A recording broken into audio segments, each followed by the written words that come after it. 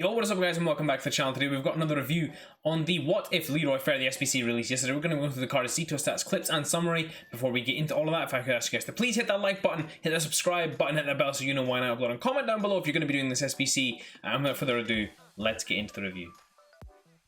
So guys, this is the team that I use, Leroy Fer, and I played him in the 4-2-3-1 at that DM position. I've kind of played him as a transitional midfielder going between defense and attack, and I did usually substitute out Cruz for someone a little more defensive at halftime to give him a little more freedom rather than having to do more defending. And overall first impressions of this card, guys, it's a decent card. It's pretty decent, and considering the price you're paying for as well, I don't think it's a heck of a lot for what you get and what you could potentially get, especially with that boost if Feyenoord do manage to score a bunch of goals. But overall, guys, I would say that it really does depend on how the boost goes, whether this card really does become worth it, as with many of the what if cards. But without further ado, let's just get into the review. Leroy Fer, 6'2", medium-high work rates, right-footed, 3-star swing moves, and 4-star weak foot. So perfect for a defensive midfielder sort of transition player, especially if he does get that boost as well. He will be a really nice go-between player to link into your teams. And as you guys saw previously on the team link there, which I'll just go back to now, he links into that Robin and Kleiber very nicely as well.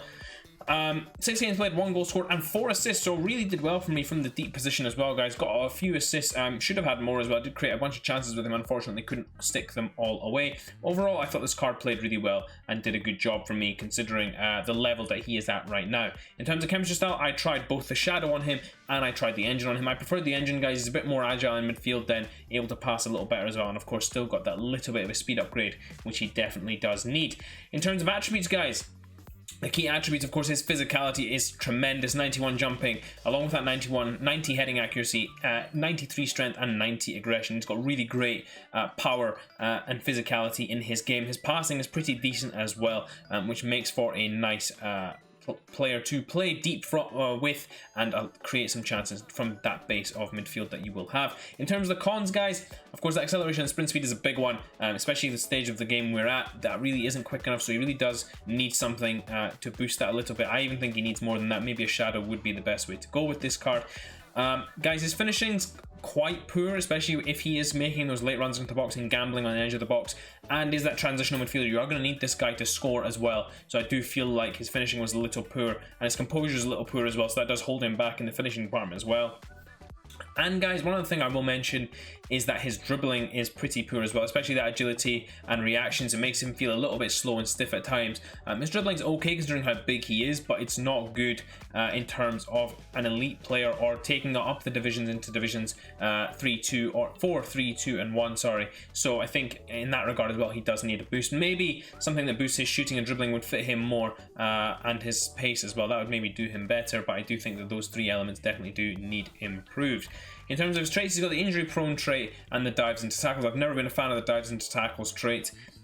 So that's something that's for you guys, whether you think it's worth it or not. But overall, guys, not really any great traits as well. I would like to see a long passer trait in there, maybe a playmaker as well, especially considering how well this guy can pass the ball. It would be nice to have that in there. However, now that we've covered all of that, we're going to get into the SBC requirements you guys need to do to get your hands on him. So guys, getting into this Leroy Fer requirements here, 89k on the PlayStation, 85 on the Xbox, 101 on the PC. Now guys, that is expensive for an 85 rated midfielder. It really does depend if you think he's going to be worth it. Now of course, the requirements for this are an 84 rated squad with 1 player from the Netherlands and 70 chemistry in the squad. So I think, guys, it is an expensive one, especially if they do not get the upgrade. I definitely don't think it's worth it if they do get the upgrade. We'll get more into that in the summary. However, if he does turn into an 87 rated card with all those boosted stats, he would be getting towards this sort of price level. I actually feel like this SBC is a little bit overpriced considering where we are at this point. This card does obviously have the intangibles of being very big, reasonably quick, and does have that sort of cheat code feel to him, if I could say. He's nowhere near as good as say a Sanchez or a Sissoko, but he is in that same vein, which I think is what EA are trying to give us here with this card. However, I really just don't think he stacks up to that. We'll get more into that in the summary though. So overall, guys, just the 1 squad, I do think it's expensive. But now that we've covered all of that, we're going to get into some of the clips that I got with him. So guys, getting into some of what if Leroy Fer's moments, and what you guys are going to see here is his general ability on the ball, off the ball, to be able to play both the attacking part of the game and the defensive part of the game as well. Now guys, the first thing that I want to get into with this card, and it's more of a general point surrounding this card, is that this card is a very decent all-around card. Now guys, what you do have to bear in mind is this is only an 85 rated card for 80 8k, I believe it is on the PlayStation, or 89k. So it's relatively expensive considering what you will get. Now overall guys, I would say that this card isn't worth that. If he does get a boost, then I would suggest that he is justified for doing that SBC. However guys, he does have this, it's almost like a meta sort of build where you're likening it to almost, and I'm not saying it's anywhere near the same level, but almost like a Sissoko or a Renato Sanchez in the way that he plays, because he does feel a little bit quicker, he does feel very strong, he's good at all parts of the game. His dribbling's a little bit stiff, but his passing is very good, and his playmaking is relatively decent as well.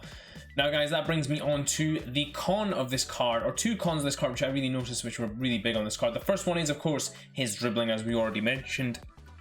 And both his reactions and his agility are pretty low. So in terms of being able to move with the ball, he does lack a little bit there. And maybe you need to use a chemistry style to boost that element of his play. Overall, guys, I felt like his dribbling was too stiff to use him as an elite turn player like that. But overall guys, I would say that when you do this card, you're not expecting an elite card, but at least a very good card. But considering what you are paying for it, I think there's a certain level or expectation that you should have with this card, and this card doesn't quite live up to it. You can get better cards in my opinion for that coin.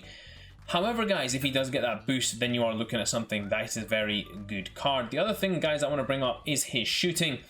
His finishing and composure are pretty poor. So guys, if you're using him as that transitional player, making late runs into the box and finishing those chances occasionally, then he will struggle a little bit.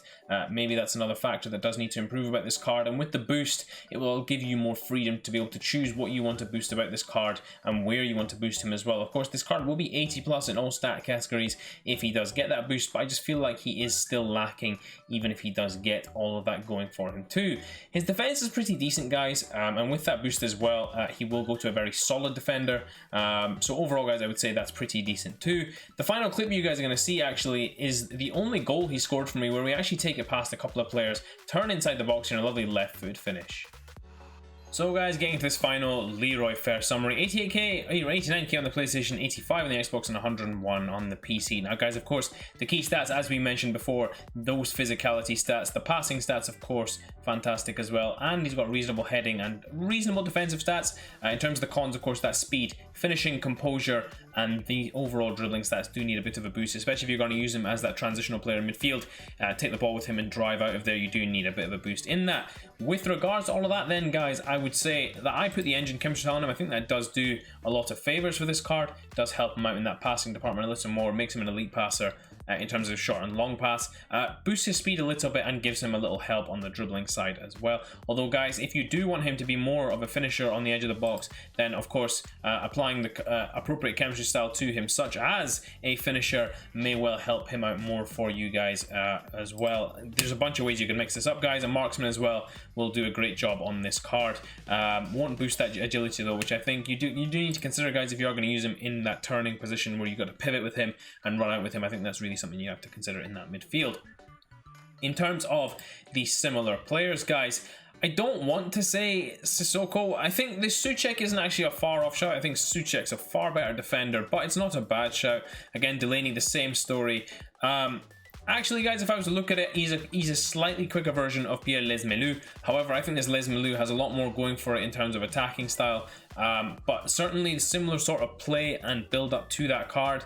Maybe similar as well to Ryan Gravenberch, one of those bigger style midfielders that can transition and do it all, but just not quite good enough at any of it. And to be honest, guys, if you were to ask me right now, if Fer did not get that upgrade, would you get that or the Gravenberch? I genuinely would get this card here. I wouldn't even bother with the Fer card. So that's something to bear in mind as well. In terms of linkability, guys, of course, you've got some really nice, perfect links in Berghuis, Linson, and Haps. Of course, strong links to the Dutch icons, but of course, as a lot of people have done this year, links to that Robin and Kleiber, as well as a bunch of other players as well, like Donjo Malin, Senesi, Dumfries, and recently released new players, I believe, although they aren't coming up here. But there are some other players that do link in there as well, free players that have been brought out by EA just this week. In terms of the price comparison, guys, we can see in the Eredivisie, he sits right in the middle between Koopmeiners and Promes. I do think that's the right spot for him. I think he's better than this Koopmeiners card. Do I think he's almost triple this Coupe Miners card? No, I don't. I think maybe double, or maybe even 1.5 times. Maybe around the 50k mark is a fair price point for this card. I do think the 84 was too high rated for that. I do not think he's anywhere near this level of player or that player at all. So definitely for me, still overpriced, guys. And in terms of the overall players in the FIFA database for this year, he sits right next to this Parejo card, Thomas Muller's cam card, Sergej Milinkovic-Savic. I don't think he's as good as this Milinkovic-Savic. I have actually used this card. I think this second inform Milinkovic-Savic is actually a pretty decent card. He's not as good as that. And if we start to look upwards again, Hector Herrera's there, Wilfred Ndidi's there. He's not as good as those cards, because those cards are also... Hector Herrera maybe not so much, but Ndidi especially is a defensive specialist. You get a lot more output in terms of that from that card. He sits above Jordan Henderson and above this Luis Alberto here. I do think in terms of the overall database he's actually well placed, but that's only because Gravenberch doesn't actually have a price, and if you were to give him a price, I think that would severely downgrade what I thought of where this card belongs. Overall, guys, that leads me into my final recommendation, which is without the boost, this card is 100% not worth it. So please do factor that into your decision, because I really do think that although this card is okay, he's good at everything, jack of all trades, master of none. He's very good in general, but overall, guys, I would say it's not worth it if they stay at the 85.